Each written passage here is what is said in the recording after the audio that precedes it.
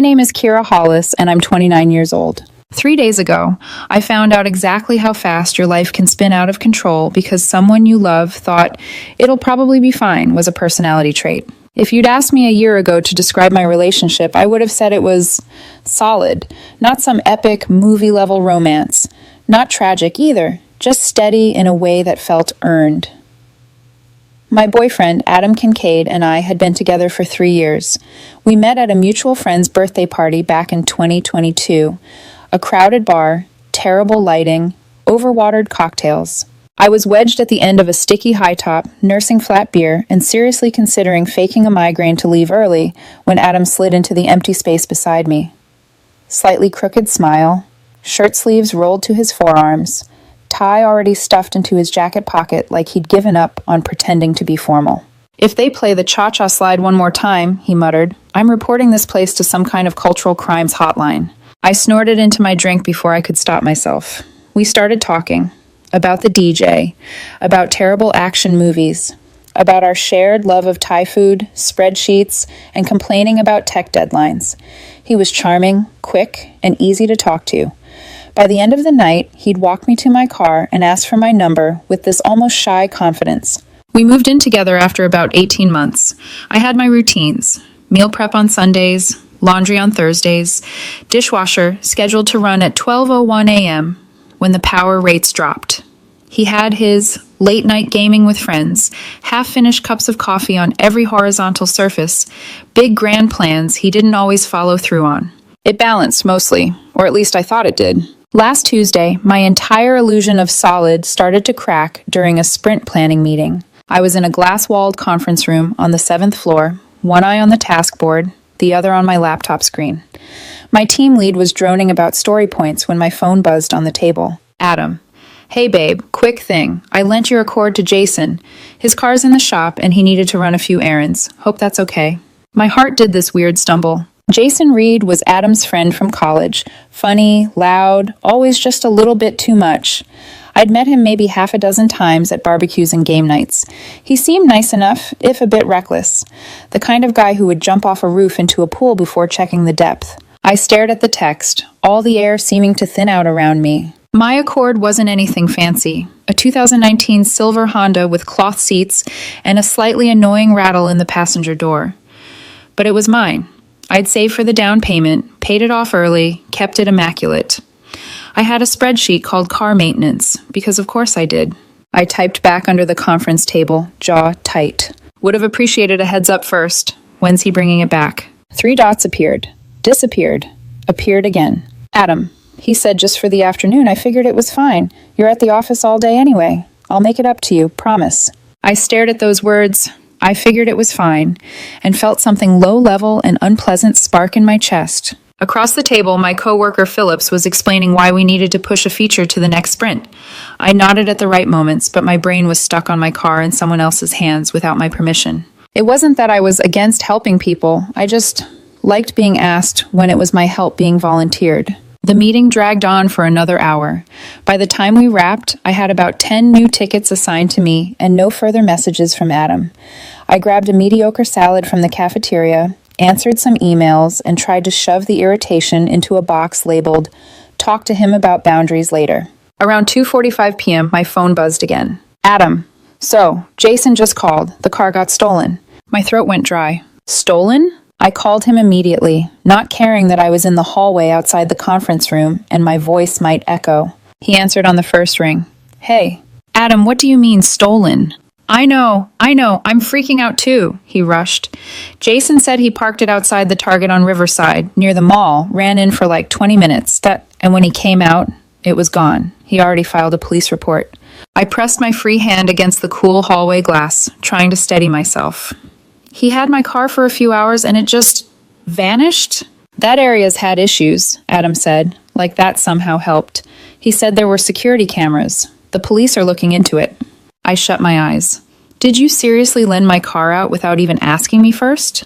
"I was going to text you," he said helplessly. "But you were in meetings, and Jason was literally at the shop already. His mechanic said his transmission's toast." He sounded desperate, Kay.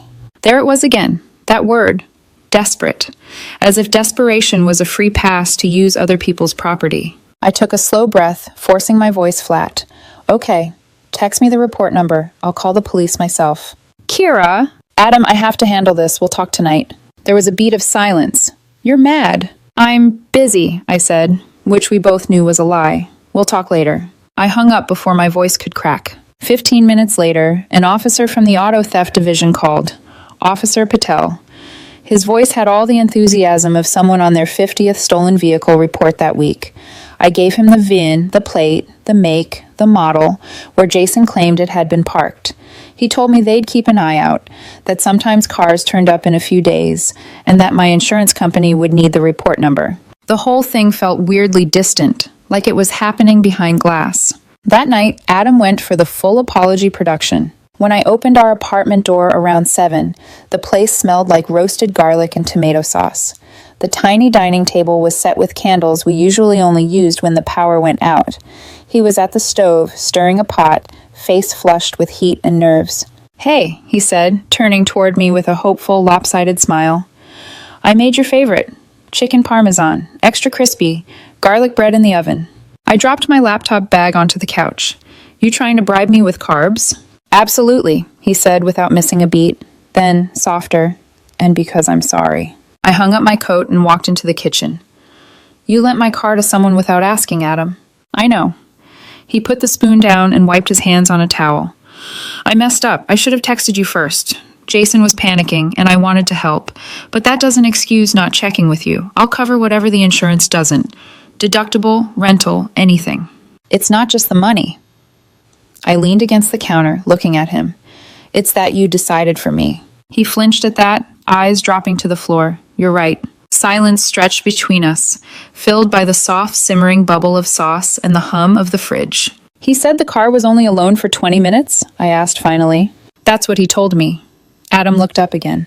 Target on Riverside. Broad daylight. He said some officer already took his statement. Does Jason know anyone who might want to steal a car? The question sounded ridiculous even as I said it, but something in my gut felt off, like walking into a room that looks clean but smells faintly like smoke. Adam shook his head. He's an idiot sometimes, but he's not a criminal. He just doesn't think. He gave me a rueful smile, kind of like me today. I couldn't quite bring myself to smile back. We ate dinner mostly in silence. He kept trying to make small talk about work and a new show he wanted us to watch. I kept thinking about my Accord, sitting God knows where, keys passed around like it was a rideshare. After we'd done the dishes, Adam wrapped his arms around me from behind, chin resting on my shoulder. I'm really, really sorry, Kay. It won't happen again. I looked at our reflection in the dark window above the sink. Me, tired and tense. Him, trying to pretend this was fixable with enough apologies and homemade sauce. I want to believe you, I said quietly. He squeezed me tighter. You can. The problem was, I wasn't sure that was true anymore. Not entirely. 2 days later, on Thursday afternoon, around 3:00 p.m., my phone rang while I was at my desk. Halfway through debugging a piece of code that refused to cooperate. Unknown number, local area code. Hello, this is Kira. Ms. Hollis, this is Detective Alejandro Alvarez with the Auto Theft Division, a man's voice said. Firm, professional. We've located your vehicle. Relief hit me so fast it almost made me dizzy.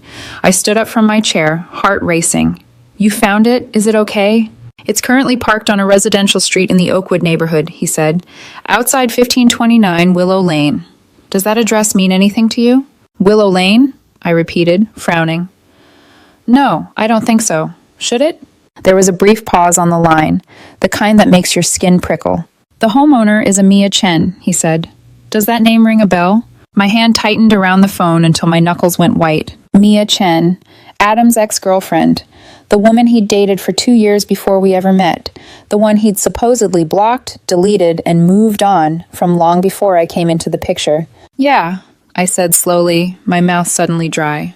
I know who that is. Ms. Hollis, Detective Alvarez said, we're going to need you to come down to the station this afternoon. There's a complication with your vehicle that we need to discuss in person. My stomach dropped. What kind of complication? I asked. It'll be easier to go over everything face to face, he replied. Can you be here within the hour? I looked at my half-finished code, my open Slack messages, the innocuous little ceramic plant on my desk that suddenly felt like part of another life entirely. Yeah, I said, I'll be there. And for the first time since this started, I understood that my car being stolen was only the beginning. The police station smelled like burnt coffee and disinfectant. I signed in at the front desk, clipped visitor badge swinging against my chest, and followed a uniformed officer down a hallway lined with faded Crime Stoppers posters. Everything felt too bright, like the overhead lights had been turned up one notch higher than necessary. Detective Alvarez was waiting in a small interview room, rectangular table bolted to the floor, 2 plastic chairs, one-way mirror. He was in his late 30s maybe, dark hair, dark eyes, dress shirt rolled at the sleeves. He stood when I walked in and offered his hand. "Ms. Hollis, I'm Detective Alvarez. Thanks for coming in." I shook his hand, noting the firm, dry grip. "You said you found my car." "We did." He gestured to the chair across from his.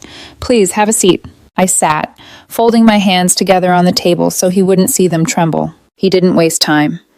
"As I mentioned on the phone, your vehicle was located in the Oakwood neighborhood, parked on a public street outside the residence of a Ms. Mia Chen." Hearing her name in his calm, official tone made it feel like we were talking about a stranger, not the woman I'd heard about in half-finished stories and late-night confessions. He slid a sheet of paper from a manila folder and turned it toward me, a printed photo. There was my car, my silver Accord, parked neatly at the curb, like it belonged there.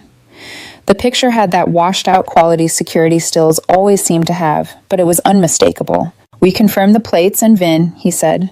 "No visible damage exterior-wise. However," he pulled another photo out and placed it in front of me, the inside of my trunk lit by a harsh flash. For a second, my brain refused to process what I was seeing.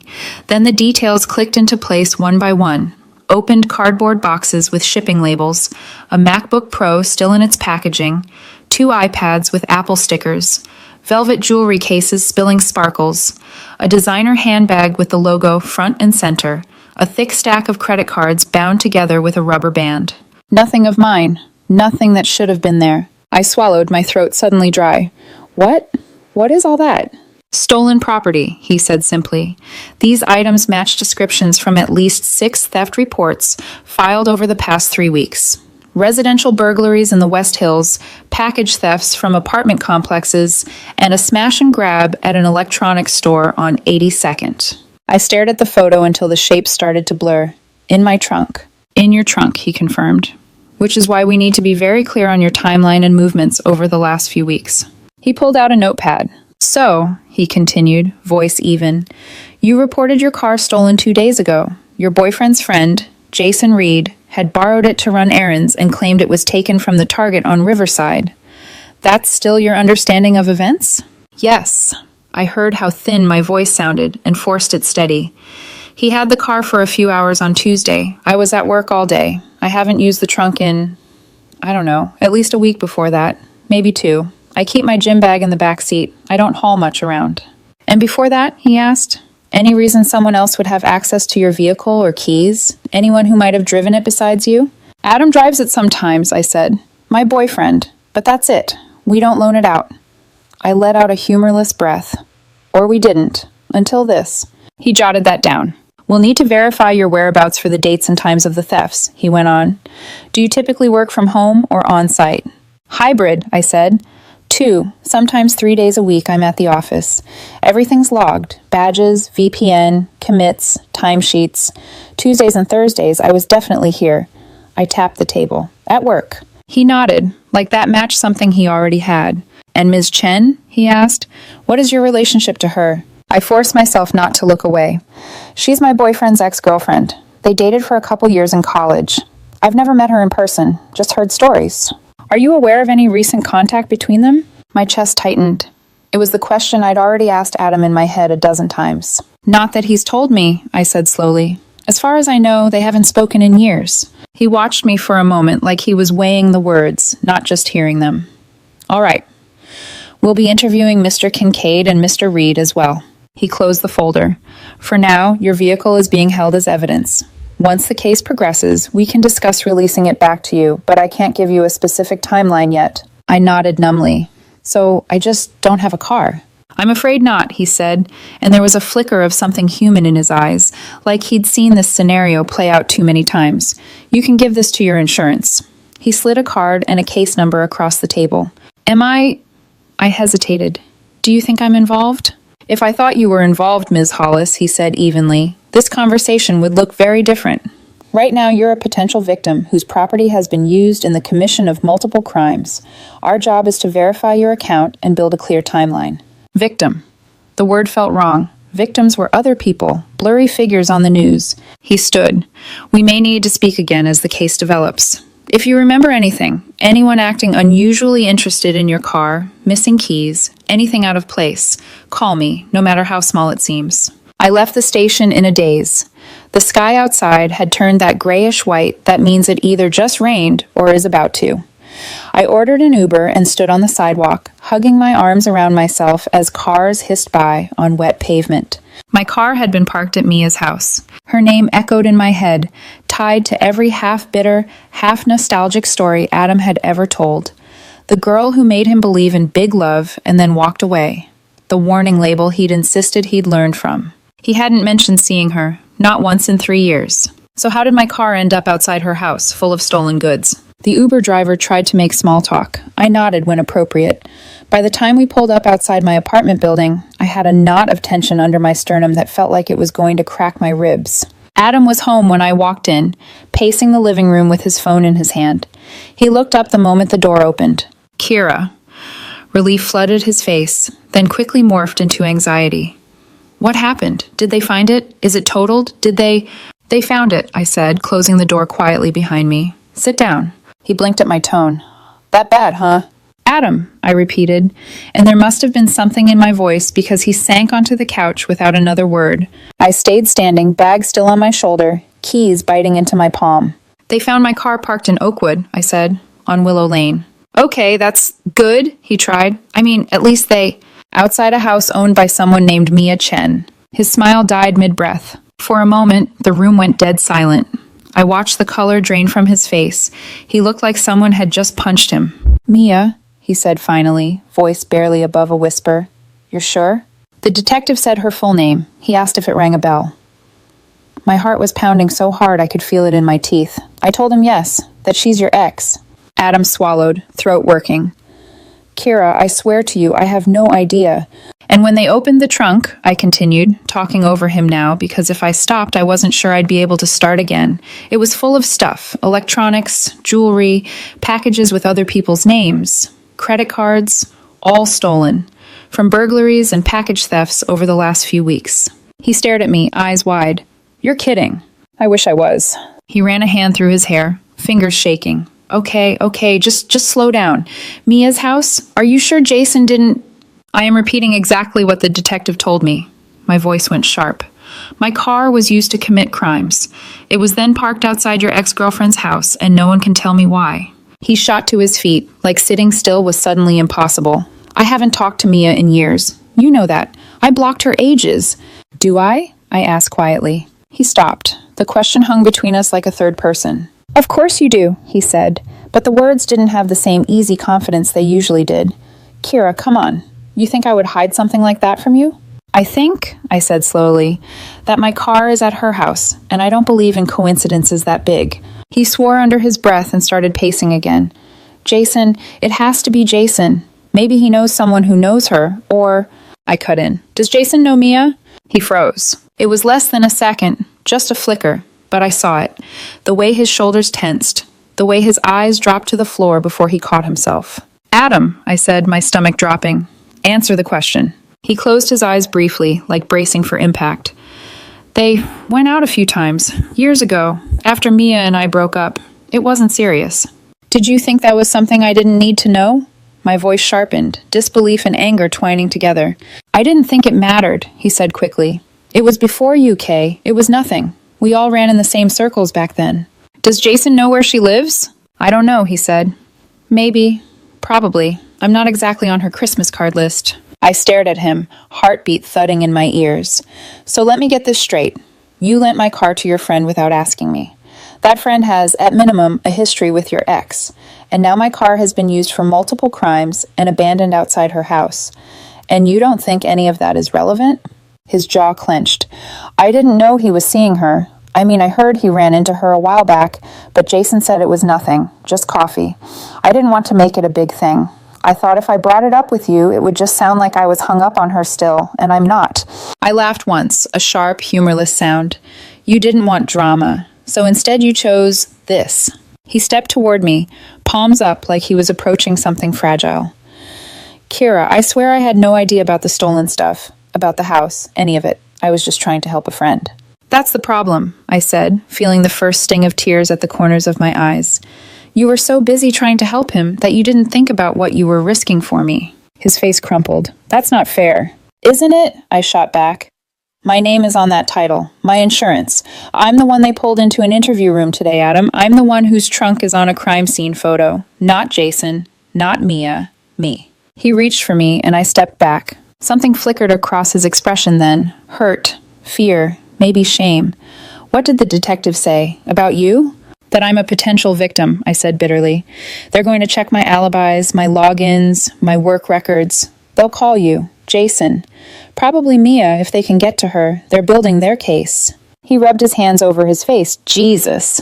We argued for another hour, circling the same points until the words started to blur. He kept coming back to the same refrain. I didn't know. I didn't think. I was just trying to help. And that was exactly the part that scared me the most. Because you don't have to mean harm to cause it.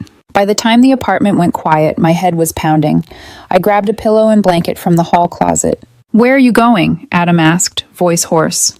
The guest room, I said. For how long? I don't know. I closed the door on his answer. Lying in the two-firm guest bed, staring at the ceiling fan spinning lazy circles, I replayed the day over and over. The photos on the table, Mia's name, the hesitation in Adam's eyes. My life felt like a Jenga tower. Someone had yanked a critical block from. Everything still technically standing, but one good jolt away from collapse. Somewhere in the apartment, I heard Adam moving around. Cabinet doors opening and closing, the soft click of the bathroom light, a muffled curse. I used to find those domestic sounds comforting. Tonight, they just made me feel like there was a stranger in my home who happened to know where I kept the coffee filters. I tried to sleep. I failed. At some point, in the thin, quiet hours between midnight and morning, I realized that whatever the police found next, my relationship had already crossed a line it couldn't uncross. Not because of Mia, not because of Jason. Because when the fire started, the person holding the matches didn't even bother to check if I was standing in the same room. I didn't hear from Detective Alvarez the next morning. But I did hear from Adam. He knocked on the guest room door at 7:14 a.m., like he'd been staring at the clock, waiting for a socially acceptable time to try again. Kira? His voice was tentative, thick with that groggy, apologetic tone people get after crying or not sleeping, or both. Can we talk before work? I stared at the ceiling for a long second, then swung my legs over the edge of the bed and opened the door. He looked rough, eyes red, hair sticking up on one side, still in his t-shirt and sweats from the night before. He took one look at me, and his face softened the way it always did in moments like these. When he was scared, he'd actually lose me. I'm sorry, he said, before I could even speak. About everything. I swear, Kira, I didn't know any of this would happen. I brushed past him into the kitchen. That's the problem, Adam. You didn't know, because you didn't think. He followed, rubbing the back of his neck. Jason texted me late last night, he said. He's freaking out. Says he has no idea what Mia was doing. Did he admit he lied to the police about the Target story? I asked, turning on the kettle with more force than necessary. Adam hesitated. He didn't say that exactly. Which meant yes. I didn't reply. I didn't need to. At 10:42 a.m., while I was on a Zoom call reviewing API responses, my phone buzzed with an unknown number I instantly recognized anyway. Hello? Ms. Hollis, it's Detective Alvarez. I have an update. I clicked mute on my meeting. I'm listening. Jason Reed came in this morning for questioning, he said. After some time, he admitted he lied about the theft. He was not at the Target when your vehicle went missing. My stomach tightened. Then where was he? He says he gave the car to Ms. Chen. A cold, sinking feeling swept through me. He what? He claims she told him she needed to move some items from a storage unit and that her own vehicle was unavailable. He maintains he didn't know she was using the car to commit crimes. Do you believe him? I asked. We're still determining the full extent of his involvement, Alvarez said carefully. At minimum, he is guilty of filing a false police report. More charges may follow, depending on what we uncover. I pressed a hand to my forehead. And Mia? He exhaled. We executed a search warrant on her property this morning. Found additional stolen items in her garage. electronics, jewelry, and packaging materials that match the inventory recovered from your vehicle. So she's guilty. There is strong evidence pointing that direction, yes. A pause. Ms. Hollis, do you have any knowledge of contact between Mr. Kincaid and Ms. Chen in the past several weeks or months? The question lodged like a thorn under my ribs. No, I said. Adam told me they haven't spoken in years. If that's not true, I don't know it. I understand. We'll be interviewing him this afternoon. My pulse jumped. Interviewing him?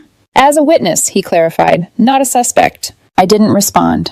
Not right away, because something inside me had already cracked. Something about the way Adam had paused last night before answering. Something about the way he'd said coffee instead of reconnected. Something about the way people lie by telling partial truths. We'll stay in touch, Ms. Hollis, Alvarez said. You'll receive updates as soon as there's more information. When we hung up, I stared at my reflection in the blank computer screen, eyes wide, mouth tight, shoulders stiff, and realized I looked like someone bracing for an impact they couldn't see coming. That evening, Adam stood in the kitchen, staring at his phone like it had personally betrayed him. He looked up when I walked in. Jason talked. I know, I said. Alvarez called. Adam swallowed. He gave the car to Mia. Yes.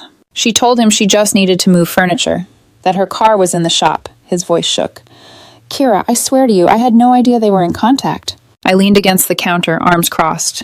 Are you sure? He recoiled like I'd slapped him. Yes, I would never lie to you about something like that. But the problem was he already had. Not in the dramatic soap opera sense, not in infidelity or secret double lives. In smaller ways. Omissions. Minimizing. The kind of lies people tell themselves first, then others, because the truth is inconvenient. Adam, I said quietly, you told me Jason and Mia weren't in contact. That's what he said. His voice cracked. He told me they ran into each other at a coffee shop weeks ago. One time. That was it. Did he tell you before or after he borrowed my car? His eyes dropped. Before. So you already knew they'd reconnected. I didn't think it was a big deal. His voice softened, pleading. Kira, it was just coffee. I didn't want you to think I was hung up on her or jealous, and I didn't want to start something over nothing. So instead, I said, you kept it from me. His hands dropped to his sides. I didn't want drama. I laughed once. Short, harsh. Adam, the car was used for multiple felonies.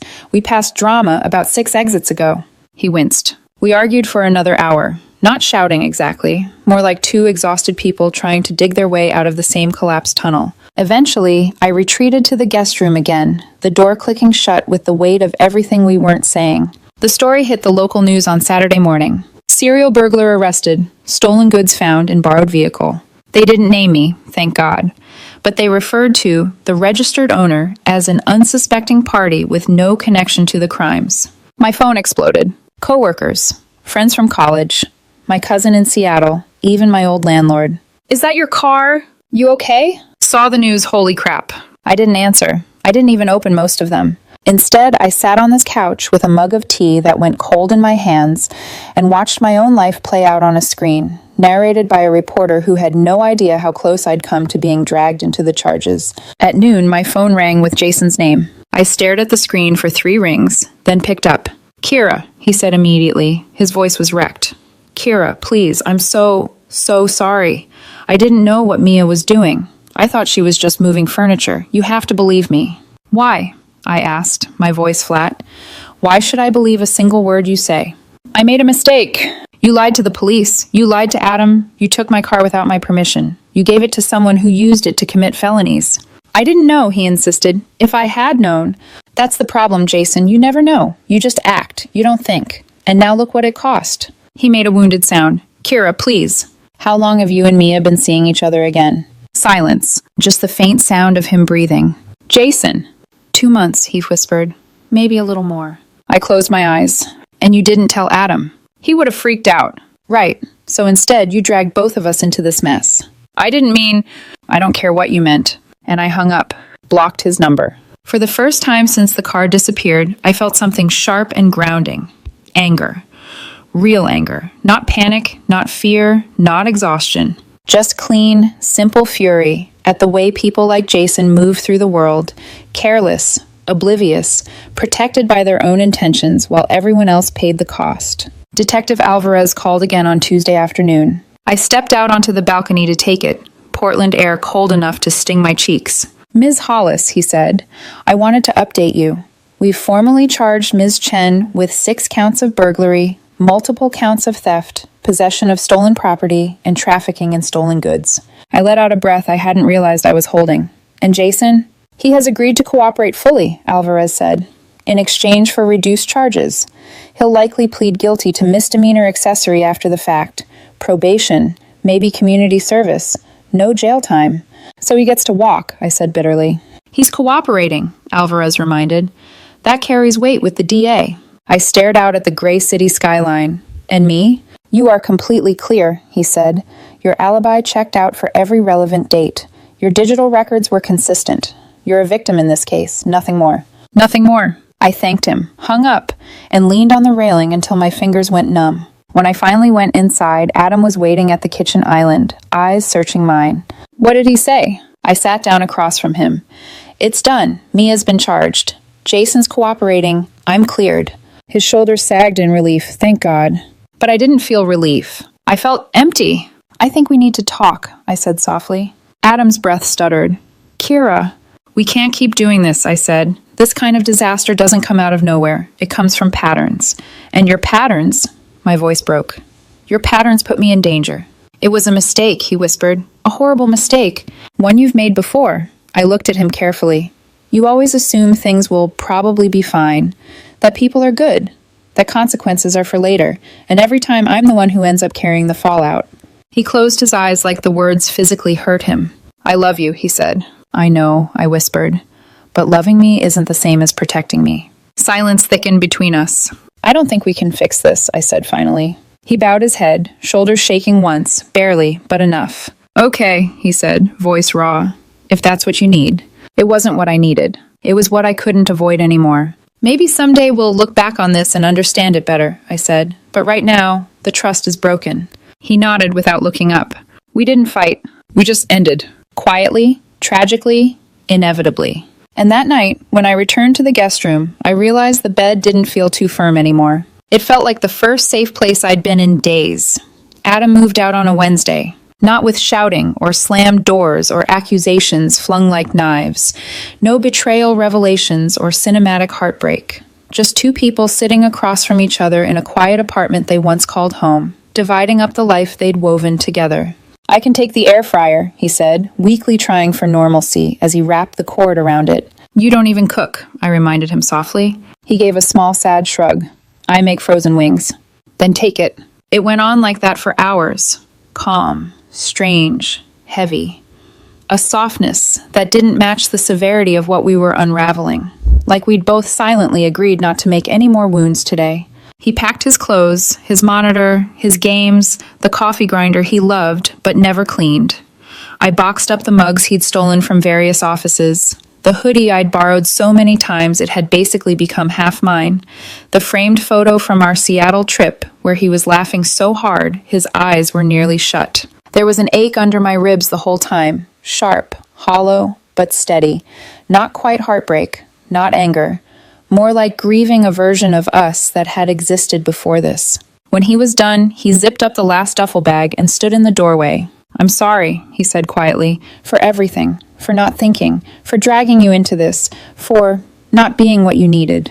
I swallowed. Adam, he shook his head gently. You don't have to say it. I know. He stepped closer, lifted his hand, then hesitated, like he wasn't sure if he was allowed to touch me. In the end, he didn't. His hand dropped to his side. I don't think I'll ever forgive myself, he said. You don't have to spend the rest of your life punishing yourself, I whispered. Just learn from it. A weak, sad smile tugged at his mouth. You always were better at the lessons than I was. He took a step back. Can you text me when the utilities come through so we can close them out? I will. Okay. He nodded once, tightly. Goodbye, Kira. And just like that, he walked out. I didn't cry until the door clicked shut. Not loud, dramatic sobbing, just silent tears slipping down my face in the dim hallway, like something inside me was finally making space for the emptiness he'd left behind. 3 weeks later, I received an email from Detective Alvarez. Subject: Case Update. People v. Chen. I clicked it open with a pulse of dread. Mia Chen has accepted a plea deal. 3 years, state incarceration, restitution to victims, seized property, forfeited as evidence. Jason Reed has pled guilty to misdemeanor accessory after the fact, sentenced to 2 years probation and 200 hours of community service. I stared at the screen long after finishing, letting the words settle like dust. There was no vindication, no satisfaction, just a quiet finality, the way a book snaps shut. I forwarded the email to my personal folder, archived the thread, and closed my laptop. Getting my car back took another 2 weeks. I stood outside the impound lot, breath fogging in the cold air, while an attendant with a clipboard walked me over to the familiar silver Accord. My Accord, but not the same one I'd handed keys over for 3 weeks prior. I opened the driver's door, and even though it was empty, sanitized, and vacuumed, I felt sick. The trunk felt heavier than metal should. I didn't open it. "Do you want to check for personal items?" the attendant asked. "No," I said quickly. "I'm good." On the drive home, every sound made me jump. Every brake light ahead of me felt like a warning flare. By the time I pulled into my apartment garage, my forehead was damp with cold sweat. The next morning, I scheduled a detailing appointment. Then another one. Then another, because the second didn't feel like enough. Some stains are invisible but still there. People kept asking me why Adam and I really broke up. My coworker Sarah cornered me near the elevators. "He seemed so sweet," she said. "You guys were so good together." "We weren't as good as we looked," I said simply. She frowned. "Did he cheat?" "No." "Then what happened?" I could have explained. I could have drawn diagrams, shown texts, offered timelines, but the truth was both simple and impossible to summarize. "He made a mistake," I said, and I realized it wasn't the first time. "But it was the biggest," she guessed. "Yeah," I murmured, "big enough to show me everything else." Then came the comments from well-meaning friends and family. "You can't throw away a relationship over one bad decision. He didn't mean to hurt you. You're being too hard on him. You're overreacting. You'll regret this." But they weren't there in that police interview room. They didn't see the photos of my trunk, packed with stolen property worth more than my annual rent. They didn't lie awake for nights wondering if a prosecutor might drag me into a courtroom because of someone else's choices. They didn't watch someone they trusted hesitate for just a fraction too long when answering a simple question. They didn't see the fault lines hidden under the surface until the earthquake hit. I stopped explaining myself. Some people would never understand that neglect can be as dangerous as malice, just slower, quieter, and harder to recognize until it's too late. 2 months later, I found myself in therapy for the first time in my life. "I'm not here because I'm heartbroken," I told my therapist in our second session. "I'm here because I don't trust my own judgment anymore." She nodded, legs folded, notebook balanced on her knee. "Tell me more." "I thought I knew who Adam was," I said. "Thought I knew what he was capable of. Thought I understood the people he surrounded himself with. And now? Now I keep looking at every choice I made in that relationship and wondering if I ignored signs, because it was easier to believe everything was fine." She leaned forward slightly. "It's not unusual to doubt yourself after a traumatic event that involves someone close to you. But the fact that you made hard decisions, even painful ones, to protect yourself, that's not distrust. That's clarity." I stared at the carpet, letting her words sift through me. Clarity. Maybe that's what this whole nightmare really was. A brutal, unwanted lesson in clarity. I changed my locks the same week Adam moved out. My therapist said it was a boundary exercise. My best friend Mia, different Mia, not the felonious one, said it was overdue. "Never give someone access to your space if they won't protect it," she said. She wasn't wrong. I stopped loaning anything out. Not cars, not chargers, not sweaters, not emotional bandwidth. Too many people treated boundaries like suggestions. The car is fine now. Normal, technically. Clean. Functional. But every time I open the trunk to load groceries or gym gear, I get a tiny flash of that photo. The one the detective slid across the cold metal table. The jewelry. The credit cards. The apple boxes. The neat rows of stolen things that had nothing to do with me, but were carried in something that belonged to me. Sometimes trauma looks like a crime scene. Sometimes it just looks like a trunk.